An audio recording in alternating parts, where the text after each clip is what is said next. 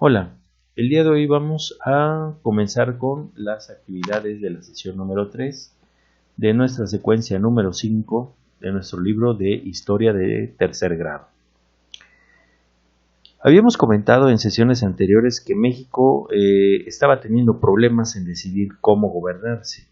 Había una discusión entre un gobierno federalista y un gobierno centralista. En esencia, tenían cosas muy parecidas, sin embargo, recordemos que en el esquema federalista los estados tenían la capacidad de decidir sus propias, digamos, leyes, tenían hasta cierto punto un poder que no era cedido totalmente a un gobierno único, un gobierno central. En cambio, teníamos, por el otro lado, el bando de los centralistas, los cuales tenían la idea que lo mejor era conformar un gobierno, digamos, más ubicado hacia el centro. Digo, no se llama expresamente centralista porque se ubicaba en el centro, pero sí que reunía, digamos, algunas atribuciones, de modo tal que los estados estuvieran más controlados por un solo gobierno. Entonces, siempre hubo un estire y afloje en esa situación.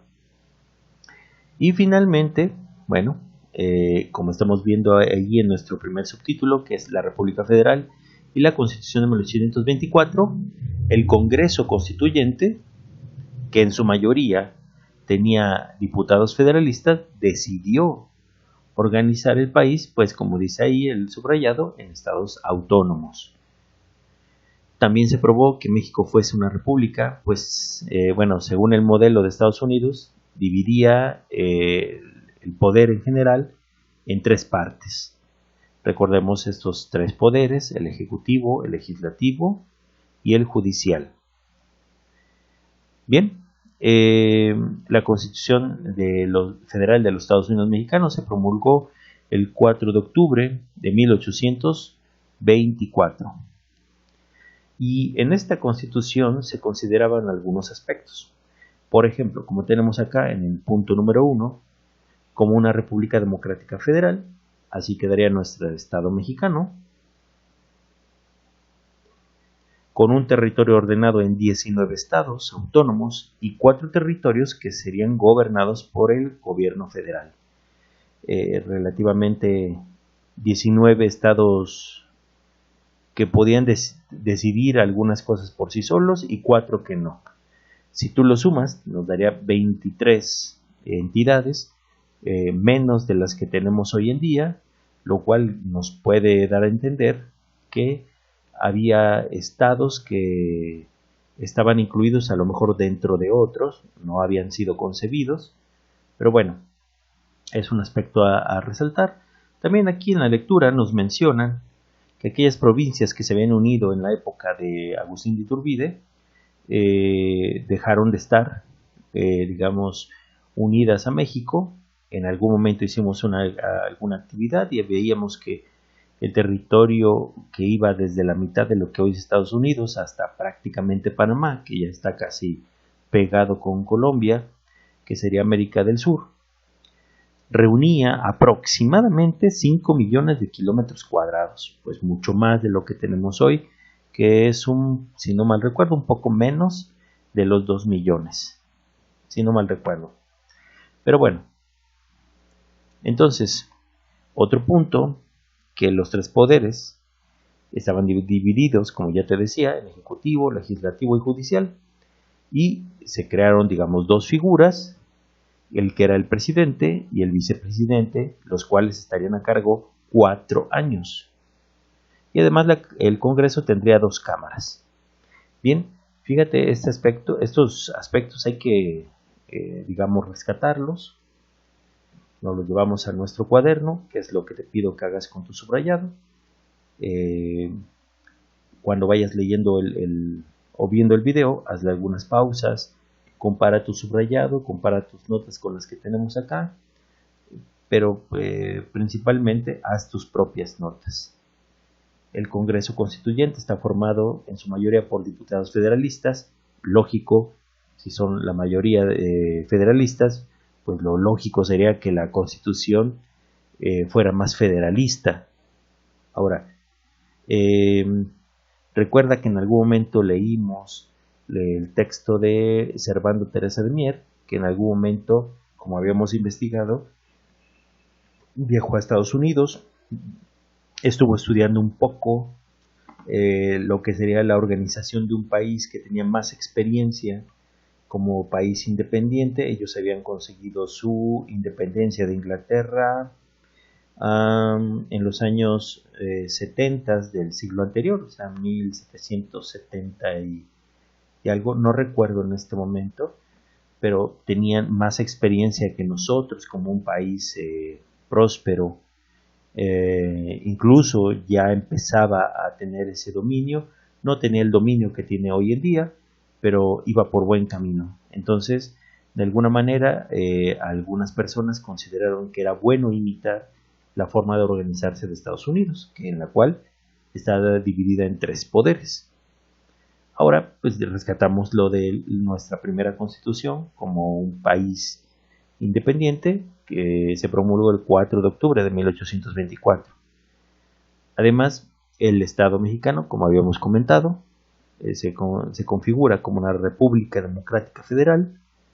El territorio, digamos, está dividido en 19 estados independientes o autónomos más bien, y 4 territorios que pues eran controlados por el gobierno federal. Bien, y aparte resalto los aspectos de los 3 poderes y la duración de estos periodos presidenciales o administrativos, que eran de 4 años. Hoy en día para ti se te hace bastante normal saber que son de a 6 años para, digamos, lo que sería el presidente de la República.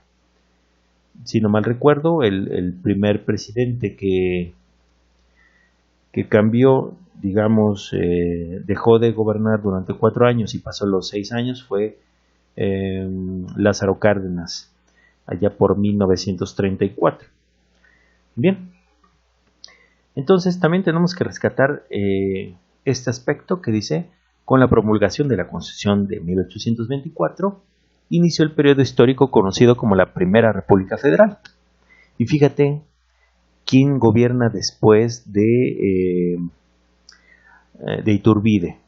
Recuerda que él en algún momento, debido a la presión que tuvo, terminó dejando el puesto, Agustín de Iturbide, y aquí dice: el Congreso Constitucional convocó a las primeras elecciones para elegir presidente y Guadalupe Victoria resultó electo para el periodo de 1824 a 1828.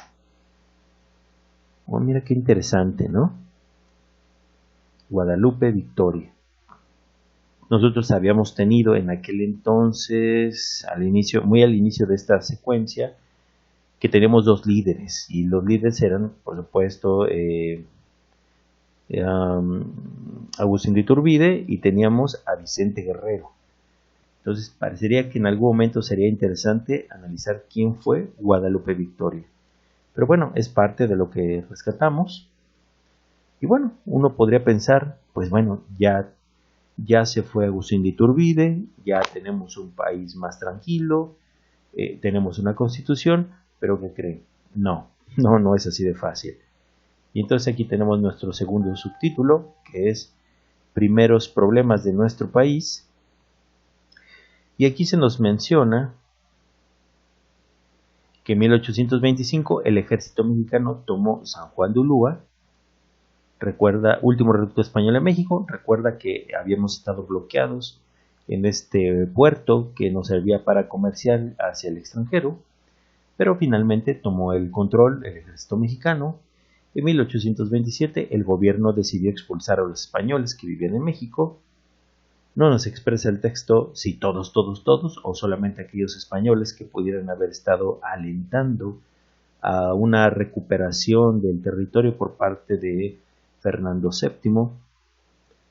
Pero bueno, en 1828 se organizaron elecciones, las primeras, cuyos resultados no fueron respetados. Válgame Dios. Mal síntoma. Pues, aunque el triunfo fue de Manuel Gómez Pedraza, los partidarios de Vicente Guerrero impusieron a este como presidente.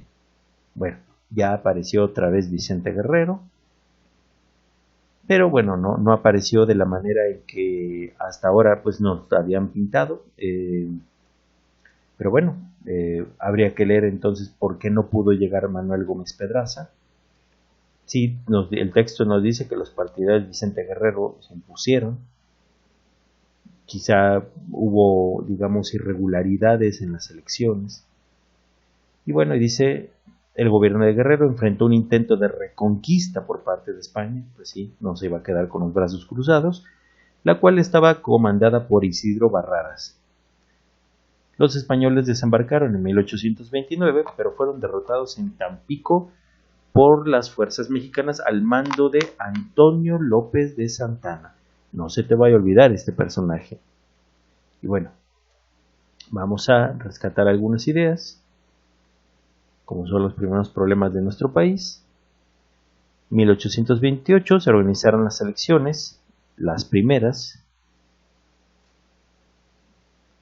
Entonces, de alguna manera, nuestros dos primeros gobernantes de México independiente, Agustín de Iturbide y Guadalupe Victoria, parece que no llegaron de la mejor manera. Y bueno, aquí podríamos decir que el tercero, que llega a través de unas elecciones, finalmente hay elecciones, y al parecer pues tampoco llega de la manera más adecuada. ¿Y eso por qué es importante? Porque cuando no hay legitimidad en un presidente, cuando no hay una unión entre todos los poderes que hubiera en un país, siempre va a haber un jaloneo, siempre va a haber controversia, y eso va a generar inestabilidad porque cada grupo político va a tratar de imponer sus ideas sobre las de los demás. Pero bueno, por algo es el subtítulo, primeros problemas del nuevo país. Otro, que Guerrero ya como presidente enfrenta una reconquista por parte de España, pero pues afortunadamente en ese tiempo las fuerzas mexicanas, comandadas por Antonio López de Santana, terminaron de darle el triunfo a nuestro país. Y bueno, y uno podría decir, bueno, ya hay elecciones al menos, no muy buenas, porque por lo que nos marca el libro, el verdadero ganador fue Manuel Gómez Pedraza. Pero bueno, el hecho de tener finalmente una victoria contundente ahora sobre España, pues uno podría decir, pues ahora sí, ya no vamos a tener problemas. Pero ¿qué crees? Y se nos atraviesa nuestro siguiente subtema, que es la República Centralista. ¿Y eso qué nos quiere decir? Que la República Federalista no duró gran cosa. Y dice, en la década de 1830 los grupos políticos empezaron a definirse. Por un lado estaban los que favorecían a los hacendados y a la Iglesia Católica, deseaban cambios lentos en la sociedad y las instituciones. Además criticaban al federalismo. ¿Sí? ¿Puedes notar? Es una lucha entre federalistas contra centralistas. Y en el otro bando estaban los que deseaban cambios radicales y veloces, como que se mantuviera la federación, pero con una economía basada en la pequeña propiedad y el libre comercio. Pues bueno, ya hay dos bandos. No nos están hablando de partidos políticos. Dicen que son dos visiones, no confundamos. Pero bueno, debido a la falta de resultados de varios gobiernos que no lograron cumplir sus planes, se buscó otra forma de organización política, por lo que el Congreso derogó la Constitución de 1824. ¿Y qué es derogar? Suspender. O sea, adiós a la Constitución de 1824, y en 1836 México se constituye como una república centralista y estuvo regulada por las leyes constitucionales de la República Mexicana, mejor conocida como las 7 leyes. O sea, llevamos aproximadamente 15 años, más o menos, de cuando se promulgó la o se formalizó la independencia de nuestro país, aunque pues digamos tradicionalmente la festejamos desde 1810, pero digamos seguimos hablando de un país muy joven y ya vamos en la segunda constitución. Eso para nada es un buen síntoma. Y bueno, la nueva constitución, la de 1836, aunque mantenía la división de poderes ejecutivo, legislativo y judicial, o sea, no todo cambió, establecía una presidencia con amplias facultades, que era lo que los federalistas temían, que hubiera un gobierno centralista que abarcara tanto poder que los gobiernos de los estados no pudieran hacerle sombra. Asimismo, se creó un cuarto poder, o sea, ya no bastaban con los tres poderes, crearon un cuarto, el supremo poder conservador que vigilaría a los demás. Pero ¿cómo? ¿Y ese quién lo controlaría? Porque, digamos, a lo mejor ustedes no están bien ubicados, pero el poder ejecutivo lo controla, digamos, el presidente de la República, el legislativo sería lo que hoy son los diputados y los senadores, y el judicial sería algo así como aquellas instituciones que ejercen la justicia. Pero si hay un cuarto poder, ¿quién controla ese cuarto poder? Esto huele a que este cuarto poder lo controlaría el presidente de la República, lo que haría digamos, un desbalance, porque entonces si el ejecutivo lo controla el presidente y el supremo poder conservador, que es un cuarto poder, también lo controla el presidente, ya tiene el presidente dos poderes controlados por él, si no es que más, dependiendo cómo estarían las cámaras. Entonces eso es lo que principalmente se trataba de evitar con un gobierno centralista. Pero bueno, ¿y qué cosas tenía esta nueva constitución? Pues bueno, se abolía la autonomía de los estados. Estos ya no se llamarían así, se llamarían departamentos y serían administrados por gobernadores nombrados por el presidente. ¿Qué te da a entender eso? El presidente iba por todas las canicas, o sea, no le bastaba tener el gobierno central, el gobierno federal, sino también tenía o quería tener incidencia en los otros estados. Es cierto, como dice aquí el texto, sin embargo, Zacatecas y Coahuila se opusieron a perder su autonomía. Pero bueno, de que nos habíamos quedado, que era un territorio o una división de 19 estados y 4 territorios, resulta que 2 nada más se le ponía. Entonces, podemos entender el gran poder que llegó a tener este tipo de presidentes de corte centralista. Igual, hay que rescatar ideas en nuestro subrayado, para entender quiénes apoyaban a los grupos centralistas, que serían los hacendados y la Iglesia Católica. Bueno, porque los hacendados serían como los empresarios de aquella época. La Iglesia Católica, pues hoy no es que no sea influyente, pero en aquel entonces tenía una gran influencia. Y bien, eran más bien de los cambios lentos. Son de esas personas que pudieran desear cambios lentos para que no cambie nada. Y en el otro bando estaban los federalistas, que eran los de los cambios radicales y veloces, los que vamos con todo y cambiemos todo de un jalón. Ellos tenían una idea de una economía basada en la pequeña propiedad y el libre comercio. Ahora, se buscó otra forma de organización política. El Congreso derogó la Constitución de 1824, que es otra cosa que queremos resaltar. El nacimiento de una nueva Constitución, la de 1836, llamada formalmente como Leyes Constitucionales de República Mexicana, y pues para no dar todo el nombre, pues nada más le ponemos 7 leyes.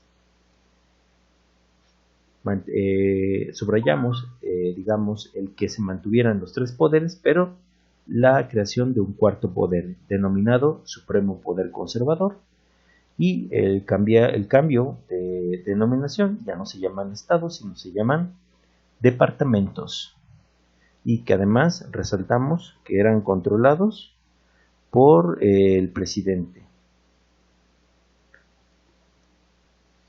Pues bueno, hasta aquí es el subrayado, porque date cuenta que tu texto, tu libro de texto, te lleva por un muy rápido recorrido, un recorrido de más o menos de 1824, si no mal recuerdo, a 1828, ¿sí?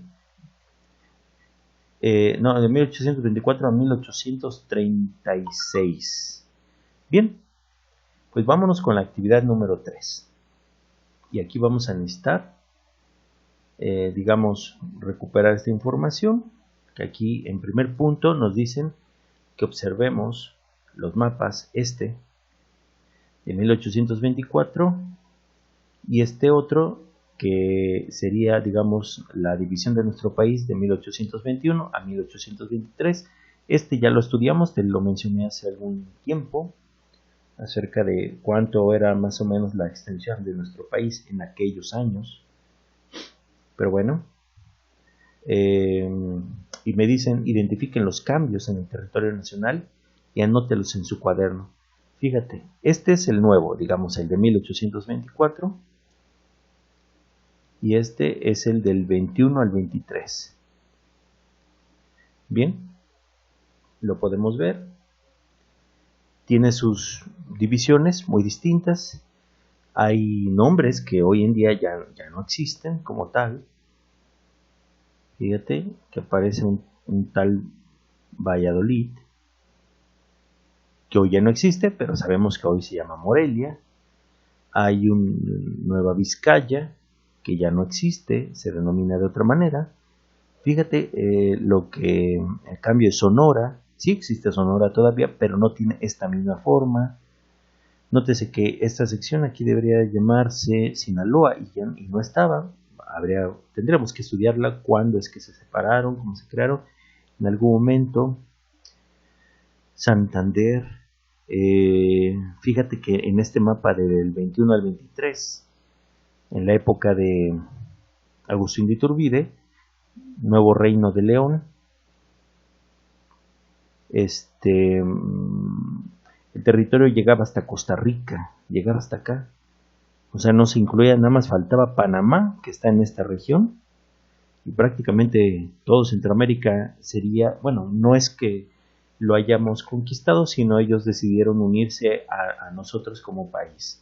Asumían que podíamos defenderlos, sin embargo, bueno, pues no, la verdad es que no, con trabajos podíamos defendernos nosotros.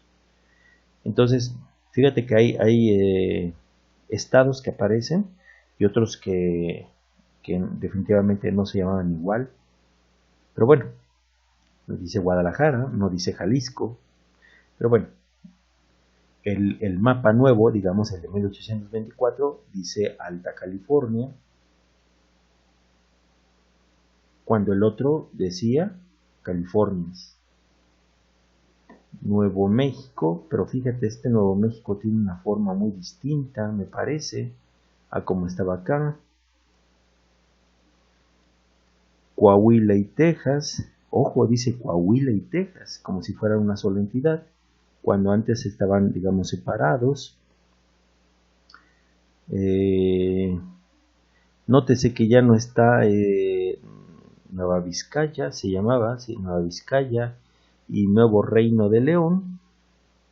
Ahora pues sí, como hoy se conoce, Nuevo León ya, a secas. Ahora sí aparece Jalisco, ahora sí aparece, digo, bueno, no dice Morelia, dice más bien Michoacán.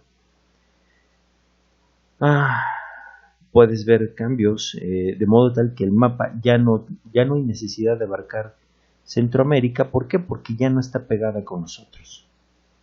Entonces, ¿qué cambios vemos? Pues alguien pudiera decir, pues, ¿qué cambios tenemos? Digamos, hubo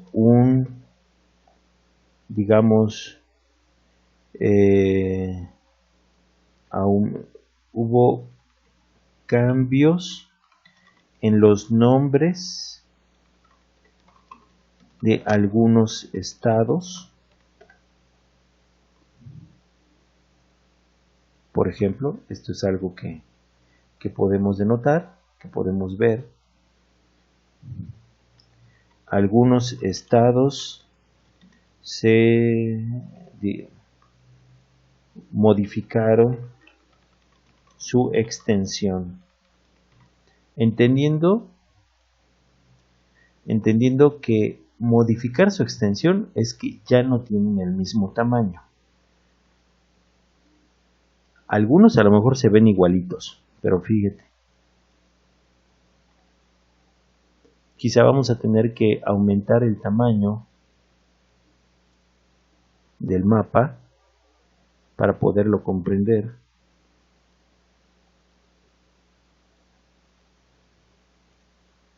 Fíjate, Sonora, este es el mapa del 21 al 23, fíjate, Sonora. Y Sonora en la otra versión, bueno, parece igual, pero dice y Sinaloa. Entonces aquí podríamos decir, no solamente en los nombres, nacen algunos estados.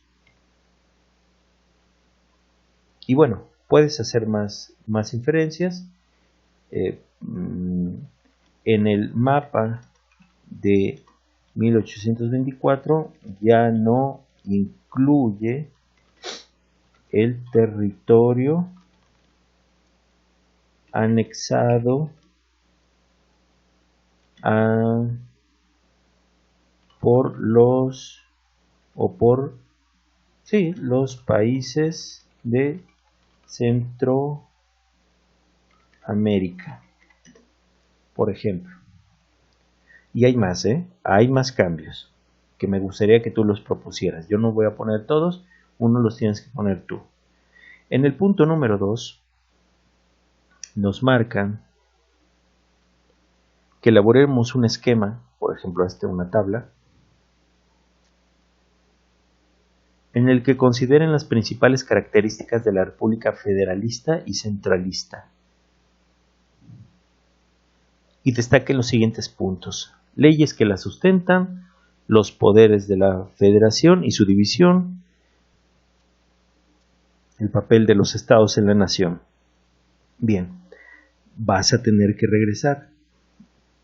Y, por ejemplo, leyes que la sustentan, la federalista se basa en la Constitución de 1824. Y la centralista se basa en la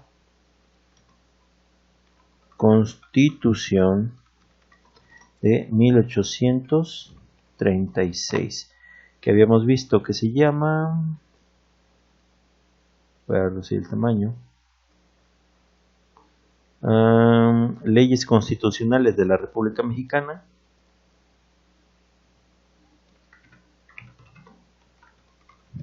Leyes Constitucionales de la República Mexicana, 7 leyes.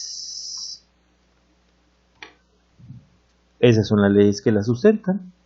Los poderes de la Federación, aquí teníamos, existían 3 poderes, que ¿cuáles son? Ejecutivo, legislativo y judicial. ¿Qué cosas tenemos en la centralista? Pues bueno, continúan los 3 poderes y se le anexa un 4º poder,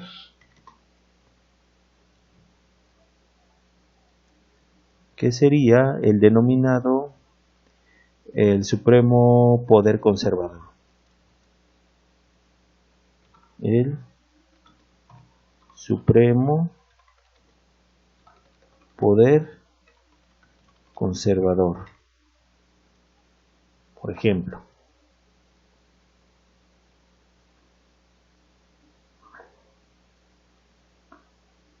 Sería interesante que tú terminaras el papel de los estados en la nación.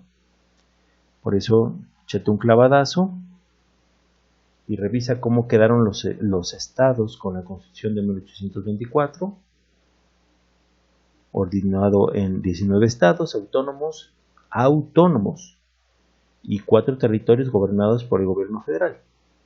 Por ejemplo, 19 estados autónomos y 4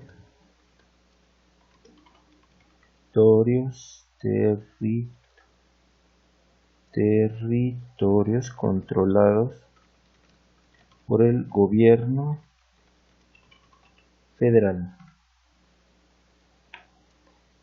Pero en la centralista pues cambia, porque ahí, por ejemplo, los estados se llaman departamentos y son administrados por gobernadores nombrados por el presidente. ¿Sí? A ver, y aparte había otro detalle por aquí que habíamos mencionado. Déjeme acordarme, a ver si lo podemos encontrar. Se creó un cuarto poder.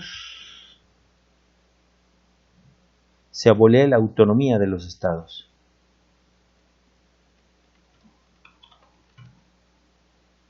Los estados perdían su autonomía, por ejemplo, en el gobierno centralista. Los estados se llamarían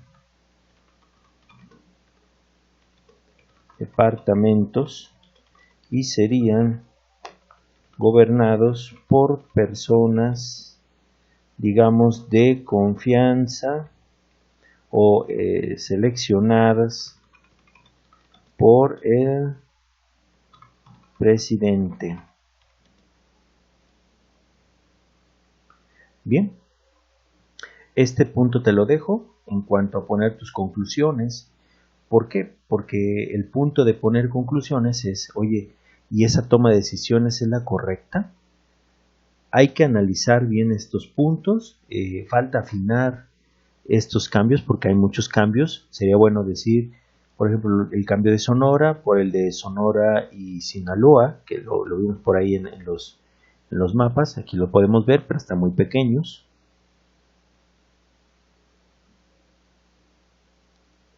Pero tú lo puedes ver con calmita. Aquí también hay algunos detalles que se nos están escapando, pero que bueno, pues vale la pena que tú los refuerces. Y pues tus notas, definitivamente. Porque en teoría uno pensaría, bueno, ya pasaste del tipo de gobierno federalista al centralista, entonces el centralista es el que iba a dar estabilidad a nuestro país.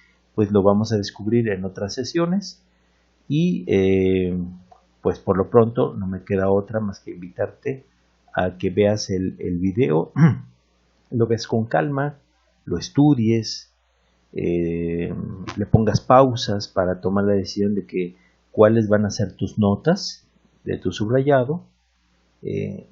Date cuenta que este subrayado fue un tanto amplio, pero después podemos rescatar ideas todavía más pequeñas y esa es la idea, ¿no? De ir evolucionando en nuestra técnica del manejo del subrayado. Bueno, no me queda más que agradecerte tu tiempo y nos estaremos viendo en el siguiente video. Hasta luego.